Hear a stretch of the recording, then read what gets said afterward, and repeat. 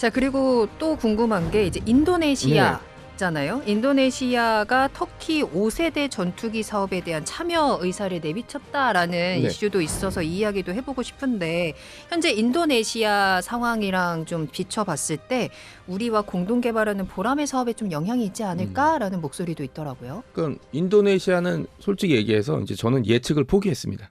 왜요? 이게 뭔가 예상되는 방향, 그러니까 인도네시아 초반 방향을 잘 잡았죠. 그러니까 대한민국이 좀 아쉬울 때 손을 내밀어서 공동 개발 계약을 해서 각종 기술을 이전받고 4세대나 4.5세대 전투기를 관련 기술을 습득할 수 있어요. 제가 늘 얘기하지만 우리 다음은 이제 문이 닫혀요. 다른 선진국들이 돈을 주거나 막 다른 걸 한다 그래도 이제 이 기술을 넘길 일이 전혀 없거든요. 유럽도 마찬가지고 이제 미국도 마찬가지고 이제 얻을 수 있는 건 뭐 중국제 기술 정도?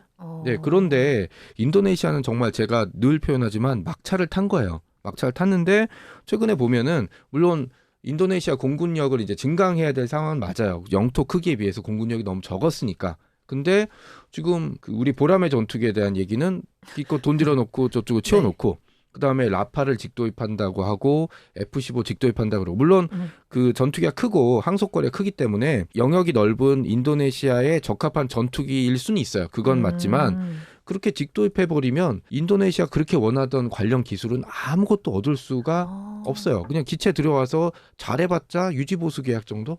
그것도 제대로 해주진 않겠죠. 그리고 이제 그걸 제대로 할 수 있냐 없냐도 다른 문제니까. 그런 문제들이 있고 그래서 최근에는 인도네시아가 진짜 여기저기 다 찔러보는 것 같아요. 찔러보다가 최근에 터키의 차기 전투기죠. 칸 전투기 공동 개발에 참여할 수 있다라는 의향을 좀 비추고 있습니다. 도대체 뭘 하자고 하는지 잘 모르겠어요. 네. 잠깐 설명을 드리자면 그러니까 4월 초에 이 프라보 수비안토 인도네시아 대통령이 튀르키예를 갔었어요. 거기서 이제 에르도안 대통령을 만났는데 에르도안 대통령이 제안을 했고 사업에 참여를 칸에 들어와라. 하는 게 어떻겠냐. 그다음에 이제 거기에 지금 약간 호응을 한 것 같은데 저는 아직 이건 좀 지켜봐야 될 것 같다라고 보는 것 중에 하나가 지금 이제 인도네시아 공군이 뭐 지난 시간에도 한번 제가 언급을 했지만 라팔 일단 사기로 했죠. 42대. 그죠. 그다음에 F-15도 EX 인도네시아 버전 사고 그거 두 개 사면 거의 100대인데 돈이 없을 텐데. 여력이 없고 일단 여력이 없고 그 다음에 인도네시아 공군이 그렇다고 해서 전투 숫자를 막 늘릴 수 있는 건 아니거든요. 그렇죠.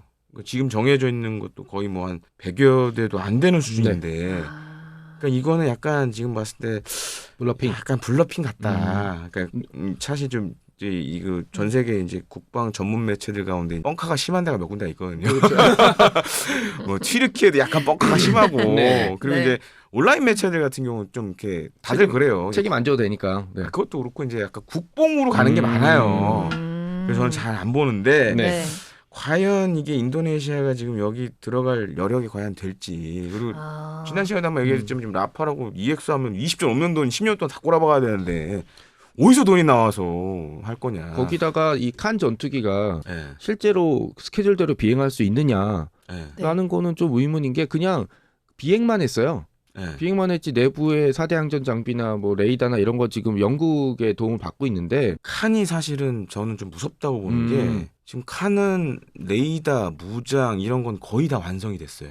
칸과 별개로 F-16 성능 개량 사업을 하면서 튀르키예 독자 레이더로 지금 달았고 중거리 공대공 무장도 터키 거로 지금 달았고 단거리도 마찬가지. 그러니까 무장은 거의 준비가 다 끝났어요. 무장, 항전 거의 다 끝났어요. 이제 적용만 하면 되는 걸로. 그러니까 우리하고 좀 상황이 다릅니다. 그러니까 이게 개별적인 프로젝트를 보내가지고 합치는 단계로 와 있고 튀르키예 방위 산업이 굉장히 제가 봤을 때 무서워요. 물론 이제 우리처럼 중요 구성품 우리가 다 이렇게 만들고 그런 능력은 안 되지만 체계 통합 능력은 굉장히 지금 뛰어난 상황이 됐고 밀덕분들 같은 경우는 쟤네가 뭐 다 뻥이지 뭐 아니에요.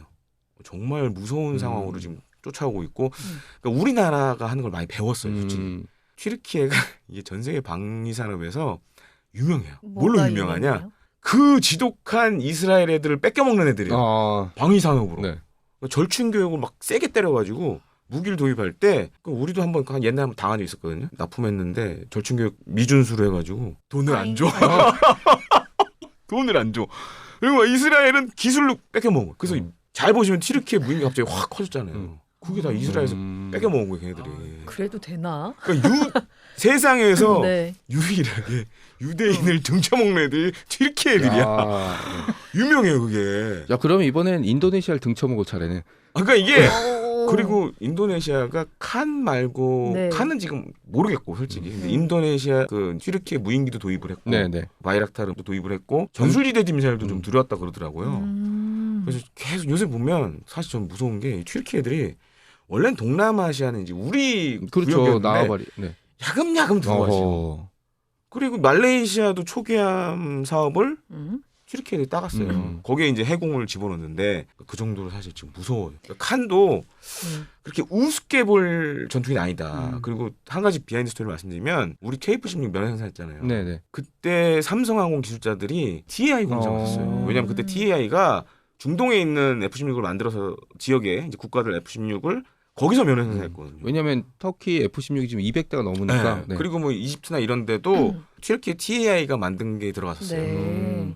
그래서 너무 이게 우스운 상대가 아, 아니다. 네네. 그러니까 오. 체계 통합 혹시 능력은 지금 네. 어쩌면 우리랑 삐까삐까한 상황이 돼버렸어요 지금. 그러면 스케줄대로 가면 5세대는 맞는 거죠? 관건이 그거예요. 근데 제가 봤을 때 칸은 지금 장점이 뭐냐면 내부 무장창이 우리 KF-21보다 상대적으로 커요. 그렇죠. 그러니까 기체가 다 고려했어요. 대형이니까. 네, 네. 대형했고 그다음에 지난번 이제 사우디도 말씀드렸지만 영토가 큰 나라들은 어쩔 수 없어요. 큰 전투기 사야 돼.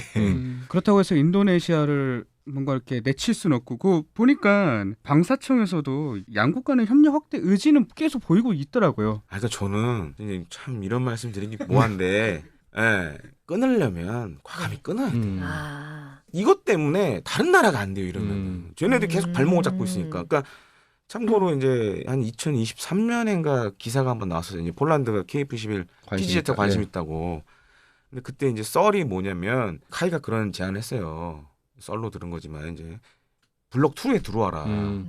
블록 1 말고 블록 2는 이제 다목적으로 가야 되니까 네네. 사실 블록 2가 돈이 많이 들어가요. 그쵸. 지금 개발비의 많은 부분을 차지하는 건 블록 2이기 때문에 그래서 들어와라. 근데 이게 인도네시아 때문에 안 돼 지금. 뭘 할 수가 없어. 다른 나라가 들어와야 되는데 지금 얘네가 지금 걸리는데 그러니까 이거예요. 그러니까 공무원분들 입장에서는 이거 작살나면 인도네시아 관계가 작살나면 누군가 물어볼 거 아니에요. 야 이거 왜 네가 잘못된 거 아니냐.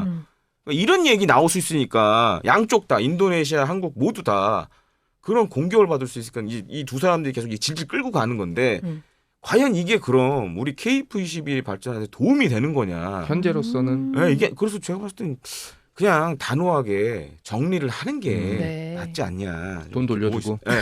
아, 이게 돈 받은 것도 얼마 없어요. 그리고 돈도 가르쳐 준 만큼 그 받는 거예요, 사실. 그래서 다시 돌려줄 게 없어요. 네, 그래서 오히려 그렇게- 밥값은 우리가 돌려받아야지. 그건 자기네들이 버카로 사 먹었을 거고. 자, 이런 상황에서 이제 인도네시아가 칸 사업에 관심을 갖다 보니까 이 인도네시아 자리를 그렇다면 네. 아랍에미리트가 대체할 수 있지 않느냐라는 가능성에 대한 이야기도 나오더라고요. 네. 얼마 전에 그 아랍에미리트 공군방공 사령관이 네. 방한을 방한을 했다라는 네. 소식도 있었기 때문에 이 협력하는 관계에 대해서는 어떻게 그러면 보세요? 사실은 이제 UAE 같은 경우에는 23년도부터 이제 KF-21 브리핑을 시작을 했었고 많이 관심도 가졌고 그리고 이번에 와서 약간 이제 MOU 같은 걸 하나 맺었거든요. 이 아랍에미리트는 상당히 만만치 않습니다. 얘네들도 튀르키예 쉽지 못지않게 않나요? 그러니까 청궁2 있잖아요. 네네. LIG 넥슨이 판매 계약 전까지 세일즈 했던 기간이 거의 10년이에요. 이번에 이게 MOU를 맺었다는 거는 네. 두 가지 의미가 있어요. 그러니까 긍정적인 의미로 봤을 때는 네. 이제 잘하면 UAE가 네. 살 수도 있겠다가 있고 두 번째로는 개미 지옥에 빠질 수도 있다. 또 다른 인도네시아인 건가? 그건 아닌데 그건 아니에요. 이 중동 특히 UAE들은 전에 이제 라팔 살 때도 거의 10년을 질질 끌었어요. 막 줄 듯 말 듯 이런 왜 게 그러는 거예요? 10년. 중동 사람들은 그게 있어요. 느긋해. 아이고. 천천히 보는 거예요. 근데 우리나라랑 그럼 너무 안 맞는 거 그러니까 아니에요? 우리나라 사람들이 우리나라는 막 성질 급하고. 네. 근데 지금 UAE 공군이 약간 처해 있는 문제 중에 하나가 일단 이제 라팔 전투기를 도입하면서 기존에 이제 미라지 2000을 대체를 할 거고 네. 이 UAE가 또 뻘짓해서 산 게 하나 있거든요. F-16 블록 60. 네. 얘가 한 2030년대 되면 슬슬 교체를 하긴 해야 돼요. 그래서 이제 그거 관련돼서 좀 아까 이제 여러 전투기들 보는데 이제 KF11도 좀 관심 있게 보는 들여다본다. 거고. 네. 네.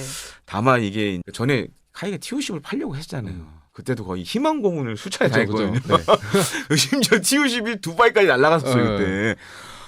그런데도 불구하고 사업을 안 보내. 그리고 결국에는 2023년에 중국제 네. L15를 네, 네. 에어로피팅용으로 샀고, 그러니까 그렇게 실질 끌어. 희망 고문의 거의 끝판왕이에요. 그리고 23년도에 이제 수리온도 사실 UAE가 관심 있었는데 네. 그것도 이제 GH 끌고 있고 그 이라크가 못 샀거든요. 네. 그래서 한편으로는 참 좋은 일이긴 하지만 네. 이 또 희망 고문에 잘못하면 또 빠질 수 있구나 이게. 한국인들의 심장이 되게 안 좋아. 네. 왜냐면 우리는 삼국 시대부터 중국 사람들이 네. 보고 쟤들 왜 이렇게 걷는 게 뛰는 것 같아 이런 네. 민족인데 그리고 우리는 바로 위에 북한 있고 저 네. 너머에 더 미친 놈들 있고 이러니까 우리는 뭔가 만들면 빨리빨리 만들어서 빨리빨리 배치해서 음. 대응을 해야 되는데 좀 그 정도는 아니잖아요. 과거에 TO10이 이제 카이가 UAE 수출 조절 한 진짜 10년 가까이 했었어요. 그거를. 음. 근데 안 됐어. 그래도 UAE가 들어오게 된다면 그래도 네. 우리가 중동 시장에 좀 진출할 수 있는 좀 긍정적인 영향도 있지. 그렇죠. 이제 만약에 그러니까 지금 아마 우리가 팔 수 있는 모델은 블록 네. 2가 돼야 될 것 같아요. 블록2? 이 블록 2에 만약에 이제 그죠? 투자도 좀 해주고 네. 그러면 이제 UAE 공군이 블록 60을 2030년대 들어가면 교체를 해야 되기 때문에 블록 60을 대체하는데 사실 KFC 블록 2 정도면 좋죠. 좋죠. 거기다 UAE는 최근에 이제 자국 방위 산업을 키우고 있고 뭐 자국 내에서 이제 그런 것도 많이 만들어요. 이제 공대지 무장 같은 것들도 많이 하고 있어요. 이런 것들을 만약에 이제 넣어주면 오히려 사실 그렇게 제안도 많이 했고 네, 그래서 이제 그런 점이 사실 강점을 꼽히고 네. 그 공군 참모총장도 와서 탑승해봤다는 얘기가 있던데 그것도 사실인가요? 실제로 탑승을? 실제로? 참모총장. 요번에 온 네. 네, 탔어요. 아. 그래서 이제 영상이랑 사진도 나왔고 네. 23년도에 이제 제가 근무했을 때 그게 큰 화두였어요. KF11 누가 먼저 타냐. 그래요? 그게 중요해요. 상징성이 되게 크죠. 참모총장이 지금 제일 먼저 탔고 네. 그다음에 이제 해외 귀빈 순서대로 이제 가는 것 같아요. 해외 쪽은 그러면 요번에 UAE가 UAE가 처음 먼저 탔고. 탔네. 네. 예. 아랍에미리트에서 KF-21이 필요한 이유는 어떤 거라고 생각을 하세요? 일단 김 의원님 얘기대로 전투기 교체 사업을 좀 진행해야 되는 게 하나 있고 2030년쯤엔 그리고 뭐 중동도 마찬가지죠. 우리도 그랬잖아요. 처음에는 외국의 전투기 비싼 거 우리가 살 수 있을까 막 어우야 막 이래다가 그 다음엔 배포가 커진 거죠. 그래서 야 그러면 우리가 한번 만들어 볼까? 근데 예전 같이 그냥 하나하나 이렇게 뚱땅뚱땅 이렇게 만들 수 있는 수준은 아니라 뭔가 기술을 가지고 있는 국가에서 기술을 받으면서 공동 제작을 하는 우리도 그래서 처음에 전투기를 그냥 만든 게 아니라 KF5 제공호 조립하고 그다음에 KF16 조립 사업하고 그다음에 그 T50 연습기 만들고 훈련기 만들고 그다음에 KF21로 간 거잖아요. 그런 식으로 이제 단계를 밟아가야 되는데 가장 중요한 게 기술 도입선인데 어디가 주겠어요. 지금 사우디가 유럽에 G캡 들어가려고 했다가 사실은 조금 밀려나는 분위기고 사우디가 안 되면 UAE는 언감생심이죠. 그러니까 자체적인 기술 개발을 하고 무장을 만들려면 해외 도입선을 가지고 기술을 해서 자체적인 전투기를 만들 수 있는 발판을 만들어야 되는데 지금 서방권을 제외하고는 이제 손댈 수 있는 나라가 저는 그래서 L15도 약간 그런 의미가 있다고 보거든요. 중국, 동구권이라고 볼 수 있는 그다음에 우리나라 정도밖에 없기 때문에 저는 UAE가 양쪽은 계속 발을 담글 거라고 좀 생각하고 있습니다. 면허 생산 넘어서 공동개발 참여를 전제로 한다는 이야기도 있고 네네. 이게 아무래도 최신 기술의 전투기다 보니까 그렇죠. 매력을 느낀다는 이야기도 분명 있다고 들었거든요. 그래서 저는 이제 예상하기로는 네. 어쩌면 빠르면 올해 저희가 있어요. 두바이 에어쇼가 있어요. 네네. 갈 수도 있지 않을까. KF21을 아. 시제기 한 대를 보낼 수도 있지 않을까. 그러면 그 높은 타워 이렇게 한 바퀴 도는 건가요, 주변에? 그런 것도 할 수 있고 네. 네. 사실 이제 슬슬 이제 KF21이 해야 될 것 중에 하나가 뭐냐면 해외 에어쇼에 나가야 되거든요. 네. 대표적인 나라가 이제 UAE가 그렇죠. 두바이 에어쇼 워낙 크니까 아마 내년에 싱가포르 에어쇼도 있고 그렇죠. 동남아 시장이랑 중동 시장 하려면 네. 가지고 나갈 때가 됐다. 음. 왜냐하면 이제 양산 들어가면 이제 본격적으로 이제 세일즈를 해야 될 그렇죠. 상황이 왔거든요. 네네. 그러니까 그런 측면에서도 어쩌면 빠르면 빠르면. 두바이 에어쇼를 갈 수 있지 않을까라고도 생각이 좀 됩니다. 네, 알겠습니다. KF21 보람의 양산 1호기가 전략화에 한 걸음 더 다가가고 있습니다. 이 상황에서 인도네시아의 참여 불확실성 혹은 아랍에미리트가 또 새로운 파트너로 떠오르는 상황에서 앞으로 이 KF21 개발에 어떤 변화가 나타날지도 주목이 되는 것 같은데요. 두바이 에어쇼에서 볼 수 있을지 네. 보게 된다면 또 저희가 바로바로 소식 전해드리도록 하겠습니다. 자, 그럼 밀떡 오늘은 여기서 마치도록 하겠습니다. 다음 시간에 만날게요. 안녕. 웃어주세요.